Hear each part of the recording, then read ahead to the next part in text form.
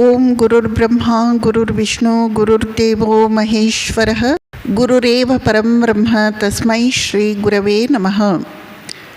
ಓಂ ನಮಃ ಶ್ರೀ ಯತಿರಾಜಾಯ ವಿವೇಕಾನಂದ ಸೂರಯೇ ಸಚ್ಚಿತ್ ಸುಖ ಸ್ವರೂಪಾಯ ಸ್ವಾಮಿನೇ ತಾಪಹಾರಿಣೇ. ಸ್ವಾಮಿ ವಿವೇಕಾನಂದರ ಕರ್ಮಯೋಗ ಮೊದಲನೆಯ ಅಧ್ಯಾಯ, ಚಾರಿತ್ರ್ಯ ನಿರ್ಮಾಣದಲ್ಲಿ ಕರ್ಮದ ಪಾತ್ರ. ಎರಡನೆಯ ಅಧ್ಯಾಯ, ಪ್ರತಿಯೊಬ್ಬ ವ್ಯಕ್ತಿ ಅವನವನ ಸ್ಥಾನದಲ್ಲಿ ಶ್ರೇಷ್ಠನು. ಮೂರನೆಯ ಅಧ್ಯಾಯ, ಕರ್ಮಯೋಗದ ಹೃದಯ ಅನಾಸಕ್ತಿ ಅಥವಾ ಕರ್ಮರಹಸ್ಯ. ನಾಲ್ಕನೆಯ ಅಧ್ಯಾಯ, ಕರ್ತವ್ಯವೆಂದರೇನು. ಐದನೆಯ ಅಧ್ಯಾಯ, V help ourselves not the world. ಕರ್ತವ್ಯ ಮಾಡುವುದರಿಂದ, ಸೇವೆ ಮಾಡುವುದರಿಂದ ನಾವೇ ಉದ್ಧಾರ ಆಗ್ತೇವೆ ಹೊರತು ನಾವೇನು ಇನ್ನೊಬ್ಬರಿಗೆ ಉಪಕಾರ ಮಾಡ್ತಾ ಇಲ್ಲ. ಇದು ಐದನೆಯ ಅಧ್ಯಾಯ. ಅದರಲ್ಲಿ ಮೊದಲನೇದಾಗಿ ಸ್ವಾಮೀಜಿ ಹೇಳಿದರು, ನಿನ್ನೆ ನಾವು ನೋಡಿದ್ವಿ, ಧರ್ಮದಲ್ಲಿ 3 ಭಾಗ ಮಾಡಲಾಗಿದೆ. ಮೊದಲನೆಯದು ಫಿಲಾಸಫಿ, ತತ್ವಶಾಸ್ತ್ರ. ಎರಡನೆಯದು ಮೈಥಾಲಜಿ, ಪುರಾಣಗಳು. ಮೂರನೆಯದು ರಿಚುವಲ್ಸ್ ಅಥವಾ ಧಾರ್ಮಿಕ ಕ್ರಿಯೆಗಳು, ಧಾರ್ಮಿಕ ಕರ್ಮಗಳು. ಸ್ವಾಮೀಜಿ ಹೇಳ್ತಾರೆ, ಯಾವುದು ಹೋಮ ಪೂಜೆ ಅಂತ ಇದೆಯೋ ಅದು ತತ್ವಶಾಸ್ತ್ರದ ಸ್ಥೂಲ ರೂಪ. Rituals is concretized philosophy. ತತ್ವಶಾಸ್ತ್ರ ಎಲ್ಲರಿಗೂ ಅರ್ಥ ಆಗಲ್ಲ ಎಂಬ ಕಾರಣಕ್ಕಾಗಿ ಅದರ ಸ್ಥೂಲ ರೂಪ ಧಾರ್ಮಿಕ ವಿಧಿವಿಧಾನಗಳು ಆಚರಣೆಗೆ ಬಂದವು. ಪ್ರತಿಯೊಬ್ಬರು ಹೇಳ್ತಾರೆ ನಮಗೆಲ್ಲ ತತ್ವಶಾಸ್ತ್ರ ಅರ್ಥ ಆಗುತ್ತೆ ಅಂತ. ಆದರೆ ಪ್ರಯತ್ನಿಸಿ ನೋಡಿದಾಗ ನಮಗೆ ಗೊತ್ತಾಗುತ್ತದೆ, ನಿಜವಾಗಿ ನಮಗೆ ಕಷ್ಟ ಇದೆ ತತ್ವವನ್ನು ಯಥಾರ್ಥವಾಗಿ ಅರ್ಥ ಮಾಡಿಕೊಳ್ಳಿಕ್ಕೆ. ಯಾಕೆಂದರೆ ಆ ತತ್ವ ಹೇಗಿದೆ, ಎಬ್ಸ್ಟ್ರ್ಯಾಕ್ಟ್ ಅಂದ್ರೇನೋ ಕಣ್ಣಿಗೆ ಕಾಣಿಸಲ್ಲ, ಹಿಡ್ಕೊಳ್ಳಿಕ್ಕೆ ಬರಲ್ಲ. ಭಗವಂತ ಸರ್ವವ್ಯಾಪಿ ಅಂತ ಕಾಣಿಸ್ತಾ ಕಣ್ಣಿಗೆ? ಭಗವಂತ ಸರ್ವವ್ಯಾಪಿ ಅಂತ ಕೈಯಿಂದ ಹಿಡಿದು ತೋರಿಸ್ತೀರಾ? ಇಲ್ಲ. ಹೀಗೆ ತತ್ವಶಾಸ್ತ್ರ ಅನ್ನೋದು ತುಂಬ ಎಬ್ಸ್ಟ್ರ್ಯಾಕ್ಟ್, ಅಂದ್ರೇನು, ದೃಷ್ಟಿಗೋಚರವಲ್ಲದ ಸೂಕ್ಷ್ಮ ಗಹನ ತತ್ವ. It is not tangible. ಅದು ನಮಗೆ ಹಿಡ್ಕೊಳ್ಳಿಕ್ಕೆ ಸಿಗಲ್ಲ. ನಾವು ಹೇಳಬಹುದು ಬಾಯಿ ಮಾತಿಗೆ ನಮಗೆಲ್ಲ ತತ್ವಶಾಸ್ತ್ರ ಅರ್ಥ ಆಗುತ್ತೆ ಅಂತ. ನಿಜವಾಗಿ ಒಳಹೊಕ್ಕು ನೋಡಿದಾಗ ಅದು ಕೇವಲ ಕಿವಿಗಳಿಗೆ ಬುದ್ಧಿಗೆ ಅರ್ಥವಾಗಿರುತ್ತೆ, ಮನಸ್ಸಿಗೆ ಹೃದಯಕ್ಕೆ ಮನವರಿಕೆ ಆಗಿರಲ್ಲ.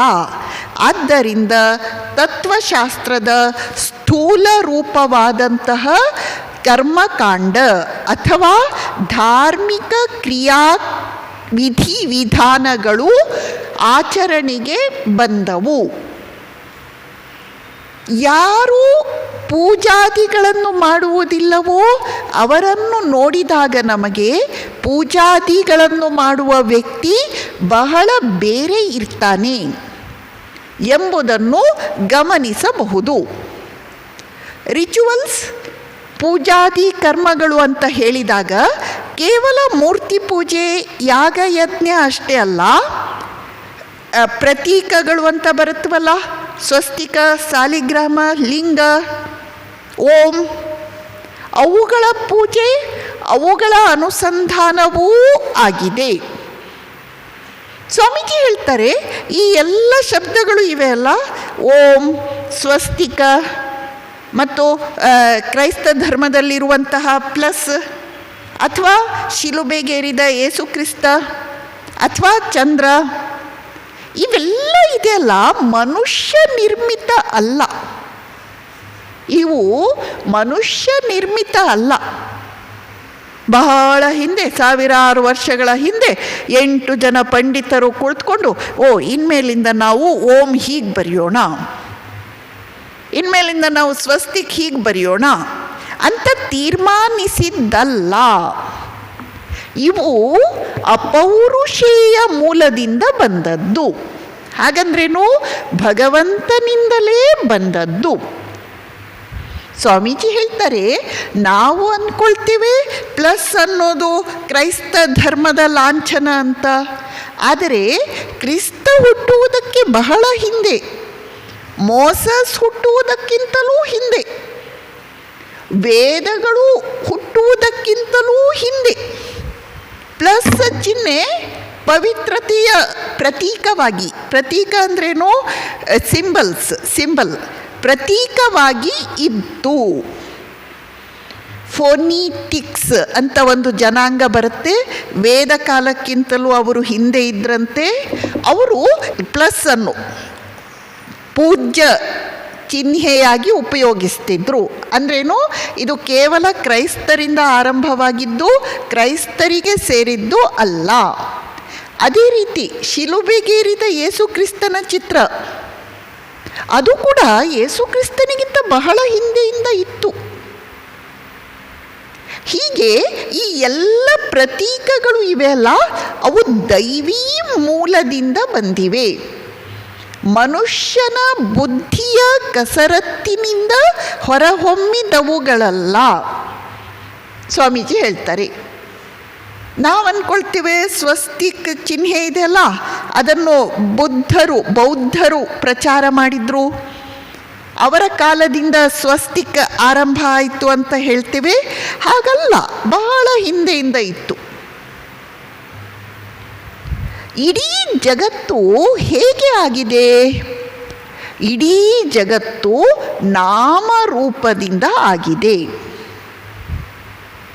ಇಡೀ ಜಗತ್ತಿನಲ್ಲಿ ನಾಮರೂಪ ಬಿಟ್ಟು ಇನ್ನೊಂದು ವಸ್ತು ತೋರಿಸಿ ಇಲ್ಲ. ಮೈಕು ಒಂದು ಹೆಸರು ಒಂದು ರೂಪ, ಸ್ಟೂಲ್ ಒಂದು ಹೆಸರು ಒಂದು ರೂಪ, ಬುಕ್ ಒಂದು ಹೆಸರು ಒಂದು ರೂಪ. ಜಗತ್ತಲ್ಲಿ ನೀವು ಏನೇನು ನೋಡ್ತೀರೋ ಎಲ್ಲ ಒಂದು ನಾಮ ಒಂದು ರೂಪ. ಹೌದಾ? ಅಂಥದ್ದು ಇಲ್ಲದೆ ಇರೋದೇನಾದರೂ ಇದ್ದರೆ ಹೇಳಿ ನೋಡೋಣ. ನಾವು ಒಂದು ನೋಡಿದ್ವಿ, ಅದಕ್ಕೆ ನಾಮನೂ ಇಲ್ಲ ರೂಪನೂ ಇಲ್ಲ ಅನ್ನುವಂಥದ್ದು ಏನಾದರೂ ಇದ್ದರೆ ಹೇಳಿ, ಯೋಚನೆ ಮಾಡಿ. ನಮ್ಮ ಮನಸ್ಸಲ್ಲಿ ಏನೇನು ವಿಚಾರ ಬರುತ್ತವೋ, ನಮ್ಮ ಮನಸ್ಸಿನಲ್ಲಿ ಏನೇನು ಆಲೋಚನೆಗಳು ಬರುತ್ತವೋ ಅವೆಲ್ಲ ಹೇಗಿವೆ? ಅದಕ್ಕೆಲ್ಲ ಒಂದು ನಾಮ ಒಂದು ರೂಪ, ಒಂದು ನಾಮ ಒಂದು ರೂಪ. ನನ್ನ ಮನಸ್ಸಲ್ಲಿ ಒಂದು ವಿಚಾರ ಬಂತು, ಅದಕ್ಕೆ ನಾಮನೂ ಇಲ್ಲ ರೂಪನೂ ಇಲ್ಲ ಅಂತ ಹೇಳಲಿಕ್ಕೇ ಸಾಧ್ಯವಿಲ್ಲ. ನಮ್ಮ ಪ್ರತಿಯೊಂದು ಆಲೋಚನೆಗಳು ಥಾಟ್ಸ್ ಚಿತ್ರರೂಪದಲ್ಲಿ, ಚಿತ್ರ ಅಂದ್ರೇನು? ರೂಪ, ಅದಕ್ಕೊಂದು ಹೆಸರು, ಈ ರೂಪದಲ್ಲಿಯೇ ಇವೆ.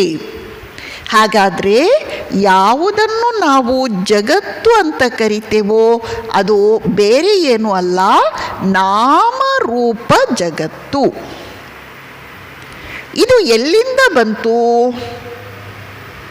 ಹಿಂದೆ ಪರಬ್ರಹ್ಮ ಒಬ್ಬನೇ ಇದ್ದ, ಪರಬ್ರಹ್ಮನ ಸಂಕಲ್ಪದಿಂದ ಓಂ ಏನು? ನಾದ ಬ್ರಹ್ಮ, ಶಬ್ದ ಬ್ರಹ್ಮ ಹೊರಹೊಮ್ಮಿ ಬಂತು. ಮುಂಚೆ ಏನೂ ಇರಲಿಲ್ಲ, ಕೇವಲ ಬ್ರಹ್ಮವಸ್ತು, ಪರಬ್ರಹ್ಮ ಇದ್ದ. ಈಗ ಅವನ ಸಂಕಲ್ಪ ಮಾತ್ರದಿಂದ, ಸಂಕಲ್ಪ ಅಂದ್ರೇನು? ಇಚ್ಛೆ. ಅವನ ಸಂಕಲ್ಪ ಮಾತ್ರದಿಂದ ಶಬ್ದ ಅಥವಾ ನಾದ ಬ್ರಹ್ಮ ಬಂತು. ಈ ಓಂಕಾರವೇ ಇಡೀ ಜಗತ್ತಾಗಿ ಅಭಿವ್ಯಕ್ತ ಆಯಿತು. ಈ ಓಂಕಾರವೇ ಪಂಚಭೂತಗಳಾದವು, ಜಗತ್ತಿನಲ್ಲಿರುವ ಎಲ್ಲ ನಾಮರೂಪಗಳಾದವು. ಇದೆಲ್ಲ ಮನುಷ್ಯ ನಿರ್ಮಿತ ಏನು? ಇಲ್ಲ.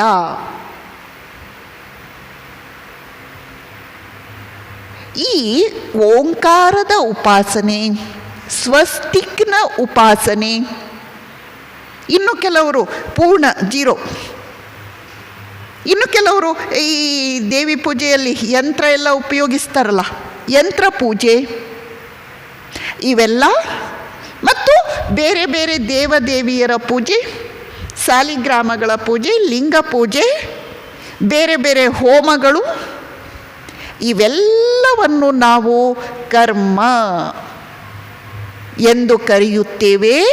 ರಿಚುವಲಿಸ್ಟಿಕ್ ವರ್ಷಿಪ್, ಧಾರ್ಮಿಕ ವಿಧಿವಿಧಾನಗಳು. ಇವು ಕೂಡ, ಇವುಗಳ ಅಧ್ಯಯನ ಕೂಡ ಕರ್ಮಯೋಗಕ್ಕೆ ಸೇರಿದ್ದು. ಮುಂದಿನ ವಿಚಾರ ಸ್ವಾಮೀಜಿ ಹೇಳ್ತಾರೆ, ಪ್ರತಿಯೊಬ್ಬ ಮನುಷ್ಯ ದಿನ ಬೆಳಗಾದರೆ ಮಾತು ಎನ್ನುವ ಒಂದು ಪ್ರಚಂಡ ಶಕ್ತಿಯನ್ನು ಉತ್ಪನ್ನ ಮಾಡ್ತಿದ್ದಾನೆ, ಮ್ಯಾನಿಪುಲೇಟ್ ಮಾಡ್ತಿದ್ದಾನೆ. ಈ ಮಾತು ಬರುವುದು ಎಲ್ಲಿಂದ? ವಿಚಾರದಿಂದ. ವಿಚಾರ ಇದ್ದರಷ್ಟೇ ಮಾತನಾಡ್ತೀವಿ. ತಲೆಯಲ್ಲಿ ಏನೂ ಇಲ್ಲದೆ ಮಾತನಾಡೋದು ಮೂರ್ಖರಷ್ಟೇ. ಮನುಷ್ಯ ದಿನ ಬೆಳಗಾದರೆ ಚಿಂತನ ಶಕ್ತಿ, ವಾಕ್ ಶಕ್ತಿ ಎನ್ನುವ ಒಂದು ಪ್ರಚಂಡ ಶಕ್ತಿಯನ್ನು ಸಿದ್ಧ ಮಾಡ್ತಿದ್ದಾನೆ, ನಿರ್ಮಾಣ ಮಾಡ್ತಿದ್ದಾನೆ. ವಾಕಿನಲ್ಲಿ ಎಷ್ಟು ಶಕ್ತಿ ಇದೆ ಸ್ವಾಮೀಜಿ ಹೇಳ್ತಾರೆ. ಸ್ವಾಮಿ ವಿವೇಕಾನಂದರು ಹೇಳ್ತಾರೆ, ಈಗ ನಾನು ಮಾತನಾಡ್ತಿದ್ದೇನೆ, ನಾನೇನು ನಿಮ್ಮನ್ನು ಮುಟ್ತಾ ಇಲ್ಲ, ನಾನು ನಿಮ್ಮನ್ನು ಅಲ್ಲಾಡಿಸ್ತಿಲ್ಲ. ನನ್ನ ಮಾತುಗಳು ಗಾಳಿಯಲ್ಲಿ ತೇಲಿ ಬಂದು ನಿಮ್ಮ ಕಿವಿಯ ತಮಟೆಗಳನ್ನು ತಟ್ಟುತ್ತವೆ. ಅದು ನರವ್ಯೂಹಗಳ ಮೂಲಕ ಮೆದುಳನ್ನು ತಲುಪುತ್ತವೆ. ಮೆದುಳನ್ನು ತಲುಪಿದಾಗ ನಿಮಗೆ ಫ್ಲ್ಯಾಶ್ ಆಗುತ್ತೆ, ಏನು ಹೇಳ್ತಿದ್ದಾರೆ ಇವರು ಅಂತ. ಆಗ ನಿಮಗೆ ಆನಂದ ಆಗುತ್ತೆ, ಅರಿವು ಮೂಡುತ್ತೆ, ಬೆಳಕು ಸಿಗುತ್ತೆ, ಸಾಂತ್ವನ ಸಿಗುತ್ತೆ, ಧೈರ್ಯ ಸಿಗುತ್ತೆ. ಏನು ಅದ್ಭುತ! ನಾನು ಏನೂ ಮಾಡಲಿಲ್ಲ, ನಾನು ನಿಮ್ಮನ್ನು ಮುಟ್ಟಲಿಲ್ಲ, ಅಲ್ಲಾಡಿಸಲಿಲ್ಲ, ಹೊಡಿಲಿಲ್ಲ. ಶಬ್ದಗಳು ಮಾಡುವ ಅದ್ಭುತವಾದ ಕೆಲಸ ಇದು. ಇದು ಆಶ್ಚರ್ಯಕರವಲ್ಲವೇ? ಸ್ವಾಮೀಜಿ ಹೇಳ್ತಾರೆ,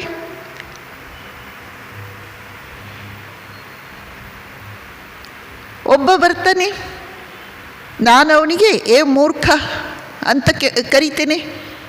ಅವನೇನು ಮಾಡ್ತಾನೆ, ತನ್ನ ಶರ್ಟನ್ನು ಹಿಂದೆ ಮಾಡಿ ಕೈ ಎತ್ತಿ ಚೆನ್ನಾಗಿ 2 ಬಾರಿಸ್ತಾನೆ. ನನ್ನ ಗಲ್ಲ ಎಲ್ಲ ಕೆಂಪಾಗಿ ಹೋಗುತ್ತೆ. ಮಾತಿನ ಶಕ್ತಿ ಇದು, ಮಾತಿನ ಶಕ್ತಿ. ಇನ್ನೊಬ್ಬಳು ಮಹಿಳೆ ಇರ್ತಾಳೆ, ದುಃಖಿಸ್ತಾ ಇರ್ತಾಳೆ, ಅಳ್ತಾನೆ ಇರ್ತಾಳೆ. ನೀವು ಹೋಗಿ ಅವಳ ಪಕ್ಕ ಕುಳಿತುಕೊಂಡ್ರೆ ಸ್ವಲ್ಪ ಕಡಿಮೆ ಆಗುತ್ತೆ ಭಾರ. ನೀವು 2 ಒಳ್ಳೆಯ ಮಾತುಗಳನ್ನು ಹೇಳಿದರೆ, ಏನು ಇಷ್ಟು ಹೊತ್ತು ಅಳ್ತಾ ಇದ್ದವಳು ಈಗ ನಗ್ತಾ ಇದ್ದಾಳೆ. ಮಾತಿನ ಅದ್ಭುತ ಶಕ್ತಿ ಇದು. ಮನುಷ್ಯ ದಿನ ಬೆಳಗಾದರೆ ಈ ವಾಕ್ಶಕ್ತಿ ಎಂಬ ಪ್ರಚಂಡ ಕರ್ಮವನ್ನು ಮಾಡ್ತಾ ಇದ್ದಾನೆ.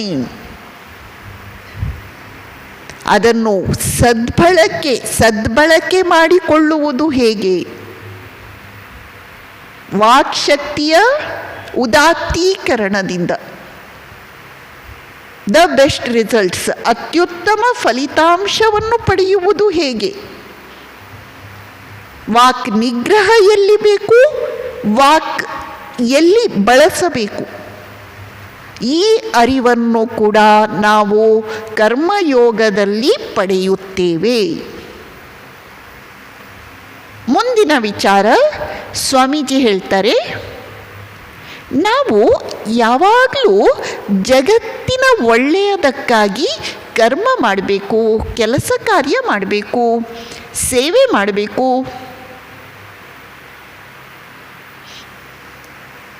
ನಾವು ಯಾಕೆ ಕೆಲಸ ಕಾರ್ಯ ಸೇವೆ ಮಾಡಬೇಕು? ಜಗತ್ತಿನ ಒಳ್ಳೆಯದಕ್ಕಾಗಿ. ಇಲ್ಲ, ಜಗತ್ತಿನ ಒಳ್ಳೆಯದಕ್ಕಾಗಿ ಅಂತ ನಾವು ಕೆಲಸ ಕಾರ್ಯ ಮಾಡಬೇಕು. ಆದರೆ ನಿಜವಾಗಿ ಆಗುವುದು ನಮ್ಮ ಒಳ್ಳೆಯದು, ನಮ್ಮ ಉದ್ಧಾರ. ಜಗತ್ತಿನ ಉದ್ಧಾರ ಅಲ್ಲ. ಜಗತ್ತು ಮಿಲಿಯಗಟ್ಟಲೆ ವರ್ಷಗಳಿಂದ ನಡೆದುಕೊಂಡು ಬಂದಿದೆ. ಮಿಲಿಯಗಟ್ಟಲೆ ವರ್ಷಗಳಿಂದ ನಡೆದುಕೊಂಡು ಬಂದಂತಹ ಜಗತ್ತು, ಈಗ ಇವರು ಬರ್ತಾರೆ, ಇವ್ರು ನನ್ನನ್ನು ಬಂದು ಉದ್ಧಾರ ಮಾಡ್ತಾರೆ ಅಂತ ಕಾದ್ಕೊಂಡು ಕುಳಿತಿದೆಯಾ ನಮಗಾಗಿ? ಮಿಲಿಯಗಟ್ಟಲೆ ವರ್ಷಗಳಿಂದ ನಡೆದುಕೊಂಡು ಬಂದ ಜಗತ್ತನ್ನು ನಾವು ಏನಾದರೂ ಮಿಸುಕಾಡಿಸ್ಲಿಕ್ಕಾಗತ್ತಾ? ನಾವು ಎಂಥ ದೊಡ್ಡ ಮಹತ್ ಕಾರ್ಯವನ್ನೇ ಮಾಡಲಿ, ಜಗತ್ತೇನಾದರೂ ಅಲ್ಲಾಡುತ್ತಾ?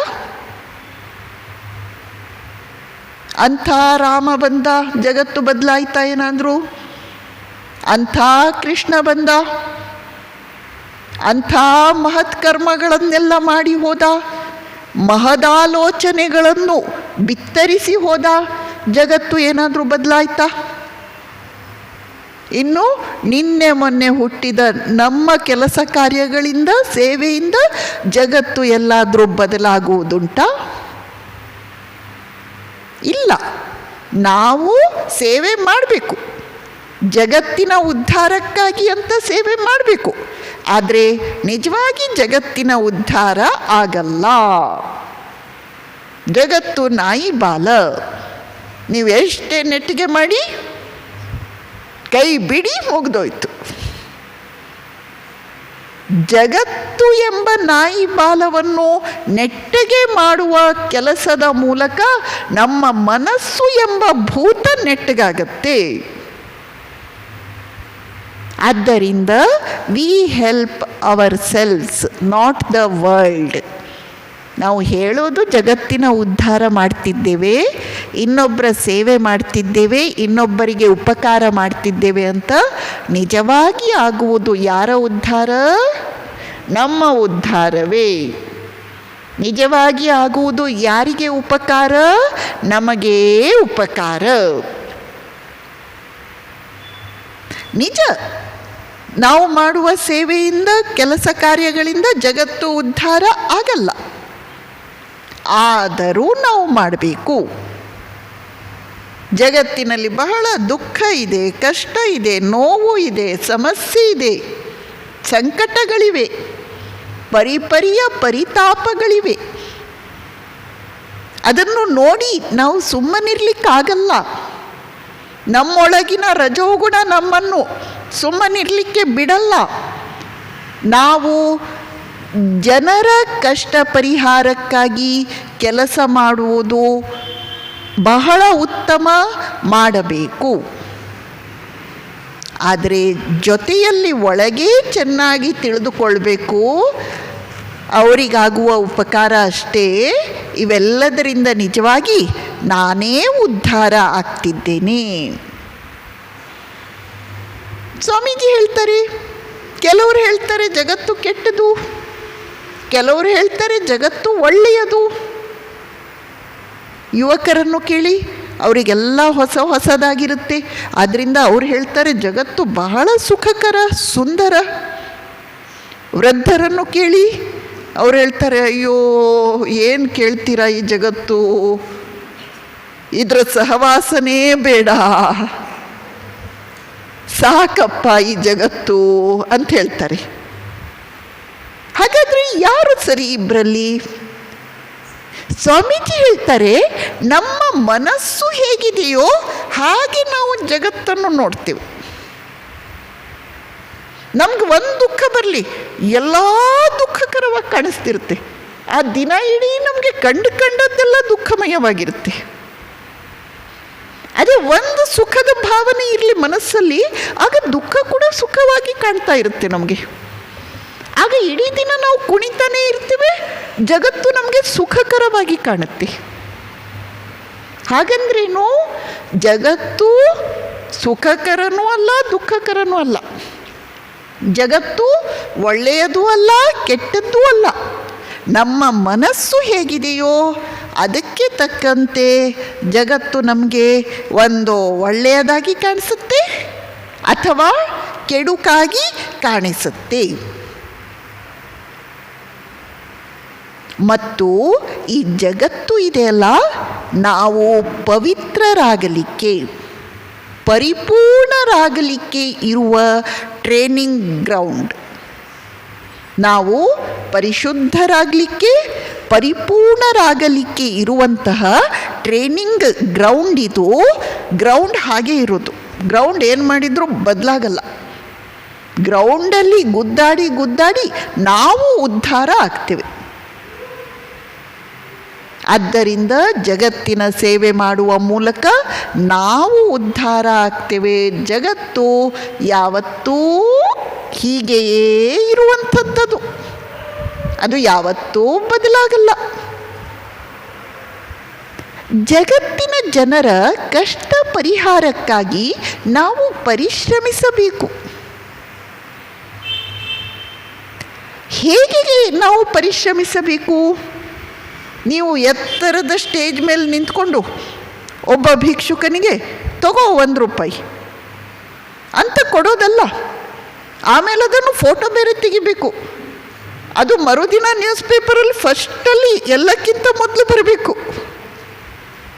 ಇಲ್ಲ, ನಾವು ಒಂದು ಟ್ಯೂಬ್ಲೈಟ್ ದಾನ ಮಾಡ್ತೀವಿ. ಆ ಟ್ಯೂಬ್ಲೈಟಲ್ಲಿ ಅರ್ಧದವರೆಗೆ ನಮ್ಮ ಹೆಸರೇ ಇರುತ್ತೆ. ಕತ್ಲೆ ಆಗಿಬಿಡುತ್ತೆ ಆ ಹೆಸರು ಬರೆದದ್ರಿಂದ. ಹಾಗಲ್ಲ ಅಂತೆ. ನಾವು ಯಾವ ರೀತಿ ದಾನ ಮಾಡಬೇಕಂದ್ರೆ, ಇದನ್ನು ನೀನು ಸ್ವೀಕರಿಸಿದ್ದರಿಂದ ನಾನು ಉದ್ಧಾರ ಆಗಲಿಕ್ಕೆ ಅವಕಾಶ ಆಯಿತು. ಈ ದಾನವನ್ನು ಒಂದು ವೇಳೆ ನೀನು ಸ್ವೀಕರಿಸದಿದ್ದರೆ ನಾನು ಹೇಗೆ ಉದ್ಧಾರ ಆಗಬೇಕಿತ್ತು? ನಾವು ಧಾರ್ಷ್ಟ್ಯದಿಂದ, ಅಹಂಕಾರದಿಂದ ನಾನು ದಾನ ಮಾಡ್ತಿದ್ದೇನೆ ಅಂತ ಕೊಡೋದಲ್ವಂತೆ.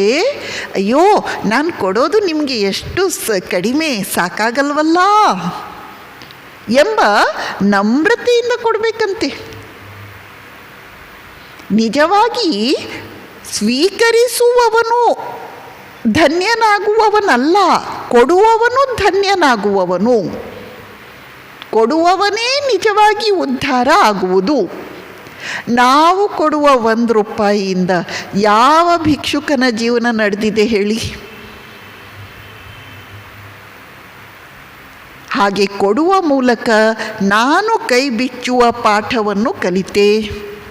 ಹಾಗೆ ಕೊಡುವ ಮೂಲಕ ನನ್ನ ಸ್ವಾರ್ಥ ಕಡಿಮೆಯಾಯಿತು. ಅಷ್ಟರ ಮಟ್ಟಿಗೆ ನಾನು ವಿಶಾಲ ಆದೆ. ಆದ್ದರಿಂದ ಯಾವಾಗಲೂ ಹೇಗೆ ಅಂದರೆ, ಸ್ವೀಕರಿಸುವವನು ಕೃತಜ್ಞನಾಗಿರೋದು ಅಲ್ವಂತೆ. ಕೊಡುವವನು ನನಗೆ ಸೇವೆ ಮಾಡಲಿಕ್ಕೆ ಅವಕಾಶ ಕೊಟ್ರಲ್ಲ, ನಾನು ನಿಮಗೆ ಅತ್ಯಂತ ಕೃತಜ್ಞನಾಗಿದ್ದೇನೆ ಎಂಬ ಭಾವನೆಯಿಂದ ಕೂಡಿ ನಾವು ಸೇವೆಯನ್ನು ಮಾಡಬೇಕು. ನಾವು ಉಲ್ಟಾ, ನಾವು ಮಾಡಿದ್ದಕ್ಕೆಲ್ಲ ಬೇಕು ನಮಗೆ. ಹೇಗೆ ಸೇವೆ ಮಾಡಬೇಕು? ಈ ಸೇವೆಯ ಮೂಲಕ ನಾನು ಧನ್ಯನಾಗ್ತಾ ಇದ್ದೇನೆ. ಸೇವೆ ಸ್ವೀಕರಿಸುವವನು ನನಗೆ ಕೃತಜ್ಞನಾಗಿರಬೇಕಿಲ್ಲ, ನಾನು ಅವನಿಗೆ ಕೃತಜ್ಞನಾಗಿದ್ದೇನೆ. ಈ ಭಾವನೆಯಿಂದ ಕೂಡಿ ನಾವು ಸೇವೆಯನ್ನು ಮಾಡಬೇಕು. ಸ್ವಾಮೀಜಿ ಹೇಳ್ತಾರೆ, ಇಲ್ಲಿ ಒಂದು ಕಥೆ ಬರುತ್ತೆ. ಒಬ್ಬ ಕಡು ಬಡವ ಇದ್ದ. ಅವನು ಏನಾದರೂ ಮಾಡಿ ಶ್ರೀಮಂತನಾಗಬೇಕಲ್ಲ ಅಂತ ಏನೇನೋ ಪ್ರಯತ್ನ ಮಾಡಿದ, ಆಗಲಿಲ್ಲ. ಕೊನೆಗೆ ಅವನ ಊರಿಗೆ ಒಬ್ಬ ಸಾಧುಗಳು, ಯೋಗಿಗಳು ಬರ್ತಾರೆ. ಈ ಯೋಗಿಗಳ ಹತ್ರ ಜನ ಭಗವಂತನನ್ನು ಬಿಟ್ಟು ಎಲ್ಲ ಕೇಳ್ತಿರ್ತಾರೆ. ಭಗವಂತ ಒಬ್ಬ ಬೇಡ ಅವರಿಗೆ, ಅದನ್ನು ಬಿಟ್ಟು ಎಲ್ಲ ಬೇಕು ಯೋಗಿಗಳ ಮೂಲಕ ಅವರಿಗೆ. ಅದೇ ಥರ ಬಡವ ಹೋಗಿ, ಸ್ವಾಮಿ ನಾನು ಶ್ರೀಮಂತನಾಗಲಿಕ್ಕೆ ಏನಾದರೂ ಉಪಾಯ ಹೇಳಿಕೊಡಿ, ನಿಮ್ಮ ಹತ್ರ ಮಂತ್ರ ತಂತ್ರ ಎಲ್ಲ ಇರುತ್ತೆ ಅಂತ ಎಲ್ಲರೂ ಹೇಳ್ತಿರ್ತಾರೆ. ಯೋಗಿಗಳು ಹೇಳಿದರು, ಅಲ್ಲಪ್ಪ ಅದರ ಸಮಾಚಾರ ಎಲ್ಲ ಬಹಳ ಕಷ್ಟ, ನೀನು ಈಗಲೇ ಸುಖವಾಗಿದ್ದೀಯಲ್ಲ, ಯಾಕೆ ಬೇಡ. ಆದರೆ ಮನುಷ್ಯನಿಗೆ ಕಷ್ಟ ದುಃಖ ಇರುವಾಗ ಏನು ಹೇಳಿದರೂ ತಲೆಗೆ ಹೋಗಲ್ವಂತೆ. ಒಪ್ಪಲಿಲ್ಲ ಆ ಬಡವ. ಆಗ ಯೋಗಿ ಒಂದು ಮಂತ್ರ ಹೇಳಿದ, ನೋಡಪ್ಪ ಈ ಮಂತ್ರ ಜಪ ಮಾಡೋದ್ರಿಂದ ಒಂದು ಸಿದ್ಧಿ ಆಗುತ್ತೆ ನಿನಗೆ. ಏನು ಸಿದ್ಧಿ? ಭೂತ ಸಿದ್ಧಿ. ಒಂದು ಭೂತ ಬಂದು ನೀನು ಮುಂದೆ ನಿಂತ್ಕೊಳ್ಳುತ್ತೆ. ಆ ಭೂತ ಏನು ಮಾಡುತ್ತಂದರೆ ನೀನು ಹೇಳಿದ್ದನ್ನೆಲ್ಲ ಮಾಡುತ್ತೆ. ಆದರೆ ಜೋಪಾನ, ಈ ಭೂತಗಳ ಸಹವಾಸ ಸುಲಭ ಅಲ್ಲ. ನೋಡು, ಇನ್ನೊಂದು ಸಲ ಯೋಚನೆ ಮಾಡು. ಆದರೆ ಅವನು ಕೇಳಲಿಲ್ಲ, ಹೋದ ತುಂಬ ಸಂತೋಷದಿಂದ, ಸಂಭ್ರಮದಿಂದ. ಇಂಥ ಜಪ ಎಲ್ಲ ಮಾಡ್ತೇವೆ ನಾವು, ಭಗವಂತನ ಜಪ ಮಾಡಲ್ಲ ನಾವು, ಇಂಥ ಜಪ ಹೇಳಿಕೊಟ್ರೆ ಎಲ್ಲ ಮಾಡ್ತೇವೆ ನಾವು. ನಮ್ಗೆ ಇಂಥದ್ದೆಲ್ಲ ಬೇಕು ಬಹಳ. ಆಯಿತು, ಅವನು ಜಪ ಮಾಡಿದ, ಏನು ಭಕ್ತಿಯಿಂದ ಮಾಡಿದ, ಏನು ತೀವ್ರತೆಯಿಂದ, ಇಂಟೆನ್ಸಿಟಿಯಿಂದ ಮಾಡಿದ. ಭೂತ ಪ್ರತ್ಯಕ್ಷ ಆಗಿಯೇ ಬಿಡ್ತು. ಆ ಭೂತ ಹೇಳುತ್ತೆ, ನನಗೆ ಕೆಲಸ ಕೊಡು, ಇಲ್ದಿದ್ರೆ ನಾನು ನಿನ್ನನ್ನು ತಿಂದು ಹಾಕ್ತೀನಿ. ಇವನು ಯೋಚಿಸ್ತಾನೆ, ಏನು ಕೆಲಸಗಳ ಕಡಿಮೆ ಇದೆಯಾ ನನಗೆ, ಒಂದಾದ್ಮೇಲೆ ಒಂದು ಹೇಳ್ತಾ ಹೋದ್ರಾಯಿತು. ಇವನು ಹೇಳಿದ ಒಂದು ಕೆಲಸ, ಭೂತ ಕಣ್ರೆಪ್ಪೆ ಮಿಟುಕಿಸುವಷ್ಟರಲ್ಲಿ ಕೆಲಸ ಮಾಡಿ ಆಯಿತು. ನಂಗೆ ಕೆಲಸ ಕೊಡು, ನಾನು ನಿನ್ನನ್ನು ತಿಂದು ಹಾಕ್ತೀನಿ. ಇವನು ಹೇಳಿದ, ಈ ಊರು ಹೊರಗಡೆ ಕಾಡಿದೆಯಲ್ಲ, ಆ ಕಾಡನ್ನೆಲ್ಲ ಕಡಿದು ಹಾಕಿ ಅಲ್ಲೊಂದು ಭವ್ಯವಾದ ಅರಮನೆಯನ್ನು ಕಟ್ಟಿ, ಅರಮನೆಯಲ್ಲಿ ಎಲ್ಲ ಅನುಕೂಲ ಸಾಮಗ್ರಿ, ಭೋಗ ಸಾಮಗ್ರಿಗಳನ್ನು ತುಂಬು. ಇವನು ವಾಕ್ಯ ಮುಗಿಸ್ಲಿಕ್ಕಿಲ್ಲ, ಮಾಡಿ ಆಯಿತು ಭೂತ. ಈಗ ಮತ್ತೆ ಹೇಳಿತು, ನನಗೆ ಕೆಲಸ ಕೊಡು, ಇಲ್ದಿದ್ರೆ ನಿನ್ನನ್ನು ತಿಂದು ಹಾಕ್ತೀನಿ. ಆಯ್ತಲ್ಲ, ಒಳ್ಳೆ ಕಷ್ಟಕ್ಕಿಟ್ಟುಕೊಂಡಿತು ಬಡವನಿಗೆ. ಇವನು ಬಹಳ ತಲೆ ಕೆರ್ಕೊಂಡ, ಹೊಸ ಹೊಸ ಕೆಲಸ ಹೇಳಲಿಕ್ಕಿಲ್ಲ. ಆ ಭೂತ ಮಾಡಿನೂ ಆಯಿತು. ಈಗ ನೀನು ಕೆಲಸ ಕೊಡದಿದ್ದರೆ ನಾನು ನಿನ್ನನ್ನು ತಿಂದು ಹಾಕ್ತೇನೆ ಅಂತ ಗದರಿಸ್ತಾ ಇದೆ ಬೇರೆ. ಈಗ ಇವನು ಆ ಯೋಗಿಗಳ ಹತ್ತಿರ ಓಡಿದ. ಯೋಗಿಗಳು ಆ ಮಾತನ್ನು ಹೇಳಿದ್ರು, ಜೋಪಾನ, ಈ ಭೂತಗಳ ಸಹವಾಸ ಎಲ್ಲ ಅಷ್ಟು ಸುಲಭ ಅಲ್ಲ ಅಂತ ಹೇಳಿದ್ದು ಯಾಕೆ? ಈಗ ಅವನಿಗೆ ಅರ್ಥ ಆಯಿತು. ಈ ಬಡವ ಹೋಗಿ ಯೋಗಿಗಳ ಕಾಲನ್ನು ಹಿಡಿದುಕೊಂಡು ಹೇಳಿದ, ಭೂತ ನನ್ನನ್ನು ಅಟ್ಟಿ ಬರ್ತಾ ಇದೆ, ಅದು ನನ್ನನ್ನು ತಿಂದು ಹಾಕತ್ತೆ, ಏನಾದರೂ ಕೆಲಸ ಕೊಡಿ ಆ ಭೂತಕ್ಕೆ. ನಾನು ಹೇಳಿದ ಕೆಲಸವನ್ನೆಲ್ಲ ಅದು ಕ್ಷಣಾರ್ಧದಲ್ಲಿ, ನಾನು ಹೇಳಿ ಮುಗಿಸುವಷ್ಟರಲ್ಲಿ ಮಾಡಿ ಮುಗಿಸುತ್ತೆ, ಏನು ಮಾಡಲಿ? ಆಗ ಯೋಗಿಗಳು ಹೇಳಿದರು, ನೋಡು, ಅಲ್ಲೊಂದು ನಾಯಿ ಇದೆಯಲ್ಲ, ಆ ನಾಯಿಯ ಬಾಲವನ್ನು ಕತ್ತರಿಸಿ ಆ ಭೂತಕ್ಕೆ ಕೊಡು, ಇದನ್ನು ನೇರ ಮಾಡಲಿಕ್ಕೆ ಹೇಳು ಆ ಭೂತಕ್ಕೆ. ಇವನು ಹಾಗೆಯೇ ಮಾಡಿದ. ನಾಯಿ ಬಾಲವನ್ನು ಭೂತ ಹಿಡಿದುಕೊಂತು. ನೇರ ಆಯಿತು ಅಂತ ಬಿಟ್ಟರೆ ಮತ್ತೆ ವಕ್ರ ಆಯಿತು. ಎಷ್ಟೊತ್ತು ನೇರವಾಗಿ ಹಿಡಿದುಕೊಂಡ್ರು, ಅದರ ಮೇಲೆ ಎಷ್ಟೊತ್ತು ಕುಳಿತುಕೊಂಡ್ರು, ಏನು ಮಾಡಿದ್ರು ಮತ್ತೆ ಅದು ಡೊಂಕಿ. ಆ ಭೂತ ಯೋಚಿಸುತ್ತಂತೆ, ನಾನು ಎಂಥ ಅನುಭವಿ ಭೂತ, ನಾನು ಎಂಥ ವಯೋವೃದ್ಧ ಭೂತ, ನನ್ನ ಜೀವನದಲ್ಲಿ ಯಾವತ್ತೂ ಇಂಥ ಕಷ್ಟ ಬಂದಿರಲಿಲ್ವಲ್ಲ, ಇದೇನಿದು? ಏನು ಮಾಡಿದರೂ ನಾಯಿ ಬಾಲ ನೆಟ್ಟಗಾಗ್ತಿಲ್ಲ. ಆಗ ಆ ಭೂತ ಬಾಗಿ ಬಂದು ಈ ಬಡವನ ಹತ್ರ, ಅಪ್ಪ ನೋಡು, ನಿನಗೆ ನಾನು ಏನೇನೋ ಮಾಡಿಕೊಟ್ಟಿದ್ದೇನಲ್ಲ ಅದೆಲ್ಲ ನಿನಗೆ ಬಿಟ್ಟು ಹೋಗ್ತೀನಿ, ಆದರೆ ದಯವಿಟ್ಟು ಈ ನಾಯಿ ಬಾಲ ಸರಿ ಮಾಡುವ ಕೆಲಸ ಮಾತ್ರ ನನಗೆ ಹೇಳಬೇಡ ಅಂತ ಹೇಳಿ ನನ್ನನ್ನು ಬಿಡುಗಡೆಗೊಳಿಸು ಅಂತ ಹೇಳಿತು. ಬಡವನಿಗೂ ಅದೇ ಬೇಕಿತ್ತು, ಅವನು ಬಿಟ್ಟ. ಸ್ವಾಮೀಜಿ ಈ ಕಥೆಯನ್ನು ಹೇಳಿ ಏನು ಹೇಳ್ತಾರೆ ಅಂದರೆ, ನಮ್ಮ ಮನಸ್ಸೇ ಆ ಭೂತ, ನಮ್ಮ ಮನಸ್ಸೇ ಆ ಭೂತ. 5 ನಿಮಿಷ ಧ್ಯಾನಕ್ಕೆ ಕೂತ್ಕೊಳ್ಳಿ, ಏನೇನು ಮಾಡಬೇಕಂತ ನೆನಪಾಗುತ್ತೆ ನೋಡಿ. ಅದನ್ನು ಮಾಡಬೇಕು, ಇದನ್ನು ಮಾಡಬೇಕು, ಇದನ್ನು ಮಾಡಬೇಕು. ಬೇರೆ ಹೊತ್ತಲ್ಲಿ ನೆನಪಾಗಲ್ಲ, ಧ್ಯಾನಕ್ಕೆ ಕುಳಿತಾಗಲೇ ನೆನಪಾಗೋದು. ಬೇರೆ ಹೊತ್ತಲ್ಲಿ ನಿದ್ದೆ ಬರಲ್ಲ, ಧ್ಯಾನಕ್ಕೆ ಕೂತಾಗಲೇ ಈ ಭೂತ ನನಗೆ ನಿದ್ದೆ ಬರುತ್ತೆ ಅಂತ ಹೇಳುತ್ತೆ.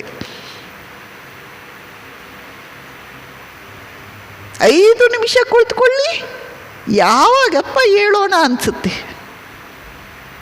ಇದೆಲ್ಲ ಈ ಭೂತದ ಕಿತಾಪತಿ, ಈ ಭೂತದ ತಂಟೆ ತಕರಾರುಗಳು. ಯಾವುದು ಭೂತ? ನಮ್ಮ ಮನಸ್ಸೇ ಭೂತ. ಈ ಭೂತವನ್ನು ಬಗ್ಗಿಸಬೇಕಾದ್ರೆ ಅದರ ಕೈಗೆ ನಾಯಿ ಬಾಲವನ್ನು ಕೊಡುವುದೊಂದೇ ಉಪಾಯ. ಯಾವುದು ನಾಯಿ ಬಾಲ? ಜಗತ್ತಿನ ಸೇವೆ, ಜಗತ್ತಿನ ಸೇವೆ. ಜಗತ್ತಿನ ಸೇವೆ ಮಾಡಿ ಮಾಡಿ ಮಾಡಿ ನಾಯಿ ಬಾಲ ಸ್ಟ್ರೇಟ್ ಆಯಿತು ಅಂತ ನಾವು ಅಂದ್ಕೊಳ್ತೇವೆ. ನಾಯಿ ಬಾಲ ಎಷ್ಟು ಡೊಂಕಿರುತ್ತೆ, ಎಷ್ಟು ಸ್ಟ್ರೇಟ್ ಮಾಡಿದಷ್ಟು ವಕ್ರ ಆಗ್ತಾನೇ ಇರುತ್ತೆ. ಹೀಗೆ ಮಾಡ್ತಾ ಮಾಡ್ತಾ ಮಾಡ್ತಾ ಭೂತ ಬುದ್ಧಿ ಕಲಿಯುತ್ತೆ. ಆಗ ಇವನು ಉದ್ಧಾರ ಆಗ್ತಾನೆ. ಹೀಗೆ ಸ್ವಾಮೀಜಿ ಬಹಳ ಇಂಪಾರ್ಟೆಂಟ್ ತತ್ವ ಇದು. V help ourselves, not the world. ನಮಗೆ ಎಷ್ಟು ಅಹಂಕಾರ, ನಾನು ಇನ್ನೊಬ್ಬರ ಸೇವೆ ಮಾಡ್ತೀನಿ, ಇನ್ನೊಬ್ಬರನ್ನು ಉದ್ಧಾರ ಮಾಡ್ತೀನಿ, ನಾನು ಸೇವೆ ಮಾಡ್ತಿದ್ದೀನಿ, ನಾನು ಕೆಲಸ ಮಾಡದಿದ್ರೆ ನಡೆಯುತ್ತಾ, ನಾನು ಇಲ್ದಿದ್ರೆ ಈ ಮನೆ ನಡೆಯುತ್ತಾ? ಆದರೆ ನಾವು ಯಾರನ್ನೂ ಉದ್ಧಾರ ಮಾಡಲಿಕ್ಕೆ ಇದನ್ನು ಮಾಡ್ತಾ ಇಲ್ಲ. ನಾವು ಯಾಕೆ ಮಾಡ್ತಿದ್ದೇವೆ? ನಮ್ಮ ಭೂತವನ್ನು ನೆಟ್ಟಿಗೆ ಮಾಡಲಿಕ್ಕೆ.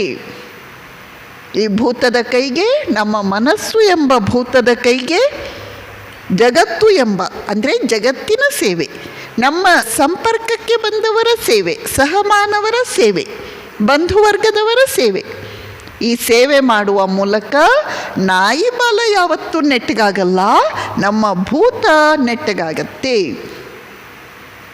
ಕೊನೆಯದಾಗಿ ಸ್ವಾಮೀಜಿ ಬಹಳ ಸುಂದರವಾಗಿ ವಿವರಿಸ್ತಾರೆ. 3-4 ಪಾಯಿಂಟ್ಸ್ ಹೇಳ್ತಾರೆ. ಅವು ಎಲ್ಲ ತುಂಬ ಪ್ರಧಾನವಾದವುಗಳು.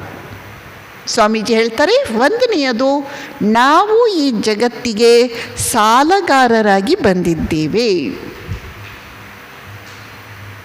ನಾವು ಸಾಲ ತೀರಿಸಬೇಕಾಗಿದೆ. ಜಗತ್ತು ನಮಗಾಗಿ ಏನೂ ಮಾಡಬೇಕಾಗಿಲ್ಲ. ಜಗತ್ತು ನಮಗಾಗಿ ಏನೂ ಮಾಡಬೇಕಾಗಿಲ್ಲ. ನಾವು ನಮ್ಮ ಸಾಲವನ್ನು ತೀರಿಸಿದರೆ ಸಾಕು. ಇದನ್ನೇ ಶ್ರೀಮಾತೆಯವರು ಹೇಳಿದರು. ಏನಂತ ಹೇಳ್ತಾರೆ? ಈ ಜಗತ್ತಿನಲ್ಲಿ ನಿನ್ನ ಸಂಪರ್ಕಕ್ಕೆ ಯಾರು ಯಾರು ಬರ್ತಾರೋ, ತಾಯಿ ತಂದೆ, ಬಂಧು ಬಳಗ, ಮಕ್ಕಳು, ಅಣ್ಣ ತಮ್ಮ, ನೆರೆಹೊರೆಯವರು, ಅವರೆಲ್ಲರಿಗೆ ನಿನ್ನ ಪಾಲಿನ ಸೇವೆ ಅಂತ ಏನಿದೆಯೋ ಅದನ್ನು ಮಾಡು. ಆದರೆ ಪ್ರತಿಫಲವಾಗಿ ಏನನ್ನೂ ಅಪೇಕ್ಷಿಸಬೇಡ. ಅವರು ಥ್ಯಾಂಕ್ಸ್ ಹೇಳಲಿ ಅಂತ ಅಪೇಕ್ಷಿಸಿದರೂ ಕೂಡ ಬಂಧನ ಕಚ್ಚಿಕೊಂಡಿತು. ನಿನ್ನ ಸೇವೆ ಏನಿದೆಯೋ ಅದನ್ನು ಮಾಡಿ ಮುಗಿಸು, ಕೈ ಮುಗಿ. ಯಾರಿಂದಲೂ ಏನನ್ನೂ ಅಪೇಕ್ಷಿಸಬೇಡ. ಸುಲಭ ಆಗಿ ಹೋಯ್ತಾ? ನಾವು ಅಂದ್ಕೊಳ್ತೀವಿ ನಾನು ಏನೋ ಅಪೇಕ್ಷಿಸ್ತಾ ಇಲ್ಲ ಅಂತ, ಆದರೂ ಒಳಗಡೆ ಇರುತ್ತೆ. ಅವರೇನಾದರೂ ನಮ್ಮ ಬಗ್ಗೆ, ನಮ್ಮ ಹಿಂದೆ ಏನಾದರೂ ಮಾತನಾಡಿದ್ದು ಗೊತ್ತಾಗಲಿ ನಮಗೆ ಚುಚ್ಚದೇ ಇರುತ್ತಾ? ನೋವಾಗದೇ ಇರುತ್ತಾ? ಯಾಕೆ ನೋವಾಯಿತು? ನಾವೇನೋ ಅಪೇಕ್ಷೆ ಇಟ್ಕೊಂಡಿದ್ದೇವೆ. ನಾವೇನೋ ಫಲಾಪೇಕ್ಷೆ ಸೂಕ್ಷ್ಮವಾಗಿ ಇಟ್ಕೊಂಡಿದ್ದೇವೆ. ಅದಕ್ಕಾಗಿ ಸ್ವಾಮಿ ವಿವೇಕಾನಂದರು ಹೇಳ್ತಾರೆ, ನಾವು ಈ ಜಗತ್ತಿಗೆ ಸಾಲಗಾರರಾಗಿ ಬಂದಿದ್ದೇವೆ. ನಮಗಾಗಿ ಜಗತ್ತು ಏನೂ ಮಾಡಬೇಕಾಗಿಲ್ಲ. ನಾವೇ ಆ ಸಾಲ ತೀರಿಸಬೇಕಾಗಿದೆ. ಹೇಗೆ? ಸೇವೆಯಿಂದ. ಇನ್ನೊಬ್ಬರಿಗೆ ಸಹಾಯ ಮಾಡುವ ಮೂಲಕ ಉದ್ಧಾರವಾಗುವವರು ನಾವು, ಅವರಲ್ಲ. ನಮಗೆ ಸೇವೆ ಮಾಡುವ ಅವಕಾಶ ದೊರೆತಿದೆಯಲ್ಲ, ಅದಕ್ಕೆ ನಾವು ಅತ್ಯಂತ ಕೃತಜ್ಞರಾಗಿರಬೇಕು. ಫಸ್ಟ್ ಪಾಯಿಂಟ್ ಸ್ವಾಮೀಜಿ ಹೇಳಿದ್ದು ಬಹಳ ಚೆನ್ನಾಗಿದೆ. ನಾವು ಯಾವಾಗಲೂ ನೆನಪಿಟ್ಟುಕೊಳ್ಬೇಕು ಇಂಥ ಮಾತುಗಳನ್ನು. ಸೆಕೆಂಡ್ ಪಾಯಿಂಟ್, ಸ್ವಾಮೀಜಿ ಹೇಳ್ತಾರೆ, ನೀವು ನಿಮ್ಮ ಕರ್ತವ್ಯ ಮಾಡ್ತಾ ಹೋಗಿ, ಸೇವೆಯನ್ನು ಮಾಡುತ್ತಾ ಹೋಗಿ, ಆದರೆ ತಲೆಭಾರ ಮಾಡ್ಕೋಬೇಡಿ, ಹೊರೆ ಮಾಡ್ಕೋಬೇಡಿ. ಅಯ್ಯೋ ಎಷ್ಟು ಕೆಲಸ ಇದೆ, ಮುಗಿತಾನೇ ಇಲ್ಲ, ಎಷ್ಟು ಸೇವಾ ಕಾರ್ಯ ಇದೆ, ಮುಗಿತಾನೇ ಇಲ್ಲ. ಇಲ್ವಂತೆ. ಯಾಕೆ? ಈ ಜಗತ್ತನ್ನು ನೋಡಿಕೊಳ್ಳಿಕ್ಕೆ ಭಗವಂತ ಅಂತ ಒಬ್ಬ ಇದ್ದಾನೆ. ನೀವು ಈ ಜಗತ್ತನ್ನು ಏನೂ ನೋಡಿಕೊಳ್ಳಬೇಕಾಗಿಲ್ಲ. ಭಗವಂತ ಇಡೀ ಜಗತ್ತನ್ನು, ಅದರ ಭಾರವನ್ನು ತಾನು ನೋಡಿಕೊಳ್ಳುತ್ತಿದ್ದಾನೆ. ಮಧ್ಯರಾತ್ರಿ ನಾವು ಗಾಢ ನಿದ್ರೆಯಲ್ಲಿರುವಾಗ ಕೂಡ ಎಲ್ಲವನ್ನೂ ನೋಡ್ಕೊಳ್ತಾ ಇರುವವನು ಅವನು. ಚೆನ್ನಾಗಿ ಕೆಲಸ ಮಾಡಬೇಕಂತೆ, ಆದರೆ ಅಯ್ಯೋ ಎಷ್ಟೊಂದು ಮಾಡಲಿಕ್ಕಿದೆ, ಎಷ್ಟಿದೆ, ನನ್ನ ಕೈಯಲ್ಲಾಗಲ್ಲ, ಇವರನ್ನೆಲ್ಲ ಉದ್ಧಾರ ಮಾಡೋದು ಹೇಗೆ ಎಂದು ತಲೆ ಬಿಸಿ ಮಾಡಿಕೊಳ್ಬೇಕಾಗಿಲ್ವಂತೆ. ಯಾಕೆ? ಭಗವಂತ ಇದ್ದಾನೆ, ನೋಡ್ಕೊಳ್ತಾನೆ. DVG ಅವರು ಎಷ್ಟು ಚೆನ್ನಾಗಿ ಹೇಳ್ತಾರೆ, ಆದಿಶೇಷನೇ ನೀನು, ಅಷ್ಟದಿಗ್ಗಜನೇ ನೀನು, ಕಷ್ಟ ಭಾರವಿದೆಂದು ನಿಟ್ಟುಸಿರ ಬಿಡುವೆ. ಅಯ್ಯೋ ನನ್ನ ಕೆಲಸ ಬಹಳ ಭಾರ, ಬಹಳ ಕಷ್ಟ, ಯಾವಾಗಲೂ ಗೊಣಗೋದು. ಕಷ್ಟ ಭಾರವಿದೆಂದು ನಿಟ್ಟುಸಿರ ಬಿಡುವೆ. ನಿಷ್ಠುರದ ನಿನ್ನ ಕನಿಕರ ಜಗಕ್ಕೆ ಬೇಕಿಲ್ಲ, ಎಷ್ಟಾದರಷ್ಟೇ ಸರಿ ಮಂಕುತಿಮ್ಮ, ಎಷ್ಟಾದರಷ್ಟೇ ಸರಿ ಮಂಕುತಿಮ್ಮ. ಏನೋ ಆದಿಶೇಷ, ನಮ್ಮ ಪುರಾಣಗಳ ಪ್ರಕಾರ ಅವನು ಇಡೀ ಭೂಮಿಯನ್ನು ತನ್ನ ತಲೆಯ ಮೇಲೆ ಹೊತ್ಕೊಂಡಿದ್ದಾನೆ. ಎಷ್ಟು ಕಷ್ಟದ ಡ್ಯೂಟಿ. ನಮ್ಗೆ ಅಂಥ ಡ್ಯೂಟಿ ಯಾರಾದರೂ ಕೊಟ್ಟಿದ್ದಾರಾ? ಅಷ್ಟದಿಗ್ಗಜರು ಅಂದರೆ 8 ದಿಕ್ಕುಗಳಲ್ಲಿ 8 ದಿಕ್ಪಾಲಕರು ಅವರು ನೆಲೆಸಿ ಅವರು ಆ ದಿಕ್ಕಿನ ಎಲ್ಲ ವ್ಯವಸ್ಥೆಯನ್ನು ನೋಡ್ಕೊಳ್ಬೇಕು, ಎಲ್ಲ ಮ್ಯಾನೇಜ್ಮೆಂಟ್ ಮಾಡಬೇಕು. ಅಂಥ ಕಷ್ಟದ ಕೆಲಸ ಭಗವಂತ ನಮಗೇನಾದರೂ ಕೊಟ್ಟಿದ್ದಾನ? ನಾವು ಮಾತನಾಡೋದು ನೋಡಿದರೆ ಇಡೀ ಆಕಾಶ ನಮ್ಮ ತಲೆ ಮೇಲಿದೆ, ಇಡೀ ಭೂಮಿಯ ಆಗು ಹೋಗುಗಳನ್ನೆಲ್ಲ ನೋಡ್ಕೊಳ್ಬೇಕಾಗಿದೆ ನಾವು. ಅದಕ್ಕೆ DVG ಅವರು ಹೇಳ್ತಾರೆ, ನಿಷ್ಠುರದ ನಿನ್ನ ಕನಿಕರ ಜಗಕ್ಕೆ ಬೇಕಿಲ್ಲ, ಎಷ್ಟಾದರಷ್ಟೇ ಸರಿ ಮಂಕುತಿಮ್ಮ. ಕೆಲಸ ಮಾಡಬೇಕು, ಆದರೆ ನಾನು ಇಲ್ದಿದ್ರೆ ಹೇಗೆ ನಡೆಯುತ್ತೆ? ಅಯ್ಯೋ ಎಷ್ಟಿದೆ ನನಗೆ ಮಾಡಲಿಕ್ಕೆ, ಅದೆಲ್ಲ ಇಲ್ವಂತೆ. ಎಷ್ಟಾದರಷ್ಟೇ ಸರಿ ಮಂಕುತಿಮ್ಮ. ಸೆಕೆಂಡ್ ಪಾಯಿಂಟ್ ಸ್ವಾಮೀಜಿ ಹೇಳಿದ್ದು. ಥರ್ಡ್ ಪಾಯಿಂಟ್ ತುಂಬ ಚೆನ್ನಾಗಿದೆ. This world is a great gymnasium wherein we have come to make ourselves strong spiritually. This world is a great gymnasium wherein we have come to make ourselves strong spiritually. ಈ ಜಗತ್ತು ಅನ್ನುವುದು ಒಂದು ಗರಡಿ ಮನೆ, ಜಿಮ್ನಾಷಿಯಂ. ನಾವು ಗರಡಿ ಮನೆಗೆ ಯಾಕೆ ಹೋಗ್ತೀವಿ? ಅದನ್ನು ಕ್ಲೀನ್ ಮಾಡಲಿಕ್ಕಲ್ಲ, ಅದನ್ನು ಸ್ವಚ್ಛ ಮಾಡಿ ಇಡಲಿಕ್ಕಲ್ಲ, ಅಲ್ಲಿರುವ ಇಕ್ವಿಪ್ಮೆಂಟ್ಸನ್ನೆಲ್ಲ ರಿಪೇರಿ ಮಾಡಲಿಕ್ಕಲ್ಲ. ಯಾಕೆ ಹೋಗೋದು ನಾವು? ಅಲ್ಲಿ ಇರುವ ಇಕ್ವಿಪ್ಮೆಂಟ್ಸನ್ನೆಲ್ಲ ಬಳಸಿ ನಾವು ಬಲಿಷ್ಠರಾಗಲಿಕ್ಕೆ, ನಾವು ಗಟ್ಟಿಯಾಗಲಿಕ್ಕೆ, ನಾವು ಜಟ್ಟಿಯಾಗಲಿಕ್ಕೆ ಹೋಗ್ತೇವೆ. ಹಾಗೆಯೇ ಜಗತ್ತು ಹಾಗೇ ಇರುತ್ತೆ. ಜಗತ್ತು ಯಾವತ್ತೂ ಬದಲಾಗಲ್ಲ. ಗರಡಿ ಮನೆ ಹಾಗೇ ಇರುತ್ತೆ, ಅದು ಬದಲಾಗಲ್ಲ. ಆದರೆ ಅಲ್ಲಿ ಹೋಗಿ ಎಕ್ಸಸೈಸ್ ಮಾಡಿದ ನಾವು ಗಟ್ಟಿಯಾಗ್ತೇವೆ. ಹಾಗೆ ಈ ಜಗತ್ತಿನಲ್ಲಿ ಕರ್ಮ ಮಾಡುವ ಮೂಲಕ ನಾವು ಗಟ್ಟಿಯಾಗ್ತೇವೆ, ನೈತಿಕವಾಗಿ ಆಧ್ಯಾತ್ಮಿಕವಾಗಿ ಬಲಿಷ್ಠರಾಗ್ತೇವೆ, ಜಟ್ಟಿಗಳಾಗ್ತೇವೆ. ಎಷ್ಟು ಚೆನ್ನಾಗಿದೆ. This world is a great gymnasium wherein we have come to make ourselves strong. ಕೊನೆಯ ಮಾತು ಸ್ವಾಮೀಜಿ ಹೇಳ್ತಾರೆ, ಬಹಳ ಚೆನ್ನಾಗಿದೆ. ಕರ್ಮ ಅಂದರೆ ಒಂದೇ ಸಮನೆ ಕತ್ತೆ ಥರ ಕೆಲಸ ಮಾಡೋದಲ್ಲ. ಮಾನಸಿಕ ಕರ್ಮನೂ ಇದೆ, ವಾಚಿಕ ಕರ್ಮನೂ ಇದೆ. ಕರ್ಮ ಅಂತ ಹೇಳಿದಾಗ ಸ್ವಾಮೀಜಿ ಹೇಳ್ತಾರೆ, calmer our nerves, ಕಾಮರ್ our thoughts, calm ಶಾಂತ ಶಾಂತ, stronger our nerves, more we can work, more we can love everyone. ಹೇಗೆ ಕೆಲಸ ಮಾಡಬೇಕಂತೆ? ನಮ್ಮ ನರವ್ಯೂಹಗಳು ಶಾಂತವಾಗಿರಬೇಕು, ಮನಸ್ಸು ಶಾಂತವಾಗಿರಬೇಕು, ಬುದ್ಧಿ ಶಾಂತವಾಗಿರಬೇಕು. ಆಗ ನಾವು ಮಾಡುವ ಕೆಲಸ ಕಾರ್ಯಗಳು ಮಾತ್ರ ನಮ್ಮ ಉದ್ಧಾರಕ್ಕೂ ನಮ್ಮ ಒಳಿತಿಗೂ ಜಗತ್ತಿನ ಒಳಿತಿಗೂ ಸಹಾಯಕವಾಗುತ್ತವೆ. ಕೆಲಸ ಕಾರ್ಯ ಮಾಡಬೇಕು ಅನ್ನೋದು ಪಾಯಿಂಟು ಅಷ್ಟೇ ಅಲ್ಲ, ಹೇಗೆ ಕೆಲಸ ಕಾರ್ಯ ಮಾಡಬೇಕು. ಕೆಲಸ ಕಾರ್ಯ ಮಾಡುವಾಗ ನಮ್ಮ ನರವ್ಯೂಹಗಳು ಶಾಂತವಾಗಿರಬೇಕು, ನಮ್ಮ ಮನಸ್ಸು ಶಾಂತವಾಗಿರಬೇಕು, ನಮ್ಮ ಮೆದುಳು, ಆ ಮೆದುಳಿನಲ್ಲಿರುವ ಒಂದೊಂದು ನರ ಕಣಗಳು ಶಾಂತವಾಗಿರಬೇಕು. ಆಗ ನಾವು ಬಹಳ ಉತ್ತಮವಾಗಿ ಕರ್ಮವನ್ನು ಮಾಡುತ್ತೇವೆ. ಆಗ ನಾವು ಪ್ರತಿಯೊಬ್ಬರನ್ನು ನಮ್ಮವರೇ ಎಂದು ಪ್ರೀತಿಸಿ ಅತ್ಯುತ್ತಮ ಮಟ್ಟದಲ್ಲಿ ಕರ್ಮವನ್ನು ಮಾಡಬಹುದು.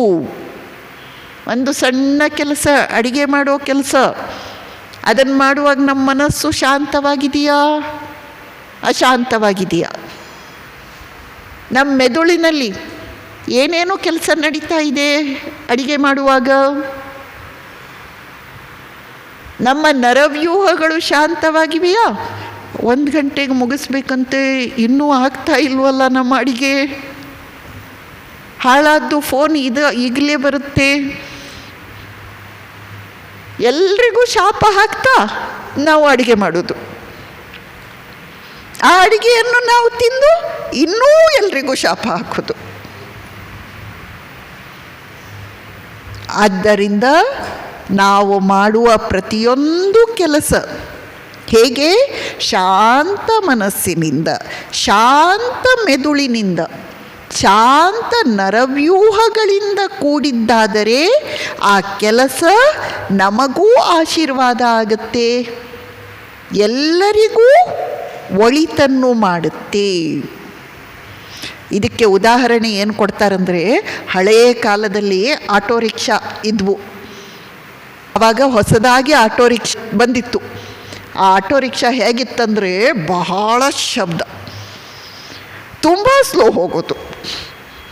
ಗಂಟೆಗೆ 10 ಮೈಲಿ 12 ಮೈಲಿ ಅಷ್ಟೇ ಹೋಗೋದು, ಆದರೆ ಬಹಳ ಗಲಾಟೆ. ಬರ್ತಾ ಬರ್ತಾ ಎಷ್ಟು ಇಂಪ್ರೂವ್ಮೆಂಟ್ ಆಯ್ತಂದರೆ ಇವತ್ತು ಕೆಲವು ರೈಲುಗಳಿವೆ, ಅವು ಗಂಟೆಗೆ 200 ಮೈಲಿ ಹೋಗುತ್ತವೆ. ಎಲ್ಲಿ 12 ಮೈಲಿ, ಎಲ್ಲಿ 200 ಮೈಲಿ. ಆದರೆ ಏನೂ ಶಬ್ದ ಇಲ್ಲ, ಏನೂ ಅಲುಗಾಟ ಇಲ್ಲ. ಗಂಟೆಗೆ ಇವತ್ತು 200 ಮೈಲಿ ವೇಗದಿಂದ ಹೋಗುವ ರೈಲುಗಳು ಇವೆ, ಆದರೆ ಅಲುಗಾಟ ಇಲ್ಲ, ಶಬ್ದ ಇಲ್ಲ.